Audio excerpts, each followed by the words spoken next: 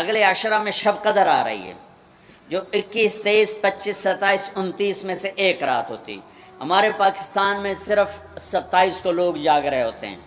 میرے نبی کا فرمان ہے شب قدر 5 راتوں میں گھومتی ہے، تو آپ 5 راتیں جاگ لو، آپ کو شب قدر مل گئی۔ انا انزلناہ فی لیلۃ القدر وما ادراک ما لیلۃ القدر لیلۃ القدر خیر من الف شہر۔ چلیں ہم آپ کو ایک رات دیتے ہیں، آپ کی امت کے مرد عورت جاگ لیں، 80 سال سے زیادہ اجر لکھ دیا جائے گا۔ یہ 5 راتیں ضرور جاگ لیں، چھوٹی چھوٹی راتیں ہیں۔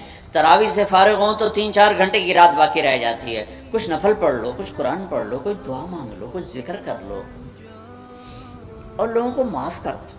معاف کرنا بھی بہت بڑا عمل ہے، ورنہ عمل رک جائے گا۔ دل میں بغض ہو تو اٹک جائے گا معاملہ۔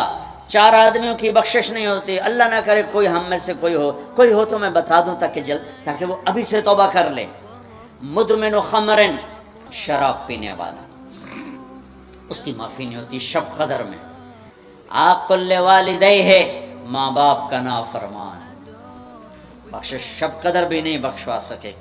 تیسرا، رشتہ داروں سے لڑنے والا، رشتوں میں لڑائی ڈالنے والا پینڈنگ ہو جائے گا، نہیں معاف ہوگا کہ تو میرے بندوں کو معاف نہیں کرتا، مجھ سے معافی مانگتا۔ بھائی بہنوں، کوئی کسی سے لڑا ہوا ہے تو اللہ کے واسطے رمضان کی محنت ضائع ہو جائے، شب قدر کا جاگنا ضائع ہو جائے، اس سے بہتر یہ ہے کہ ہم صلح کر لیں، معافی مانگ لیں، معاف کر دیں، سینے سے لگا لیں، درگزر کریں۔ چوتھا کون ہے؟ کینہ رکھنے والا۔ کینہ کیا ہے؟ کہ میں ان کو نقصان پہنچانا چاہتا ہوں، اب اس کو کہتے ہیں کینہ۔ میرے بھائی بہنوں، کسی کو نقصان پہنچانا، کسی کا بغض، رشتہ داروں سے قطع تعلق، ماں باپ کی نافرمانی، شراب کا پینا، یہ شب قدر کو بھی بے قیمت کر دیں گے۔